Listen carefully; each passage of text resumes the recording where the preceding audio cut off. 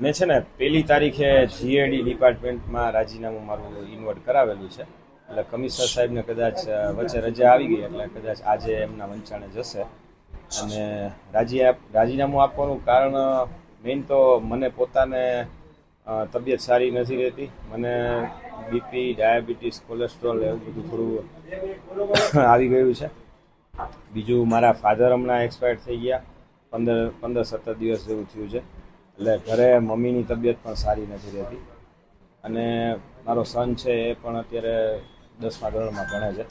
એટલે ઘરની જવાબદારી થોડી વધારે છે. એટલે એ બધી ટેકલ કરવી જરૂરી છે. એટલે મેં રાજીનામું આપ્યું છે. તમારી પાસે શેનો ચાર્જ છે ને કઈ રીતે આખી પ્રોસેસ હોય છે રાજીનામું મેં સ્ટેશન ઓફિસર તરીકેની જે મારી પોસ્ટ છે એના ઉપરથી રાજીનામું આપ્યું છે. અને અત્યારે મને ઇન્ચાર્જ ચીફ ફાયર ઓફિસરનો ચાર્જ માન્ય શ્રી કમિશનર સાહેબે આપેલો છે. એટલે એમાંથી પણ મેં મુક્તિ માગેલી હતી અગાઉ થોડા દિવસો પહેલાં. એ પણ મેં લેખિત આપેલું છે. વર્કલોડ વધારે છે અને એની સામે છે ને કર્મચારીઓ ઓછા છે, ઓફિસરો પણ ઘણા ઓછા છે. એટલે કામમાં પણ વર્કલોડ ઘણો બધો વધારે છે.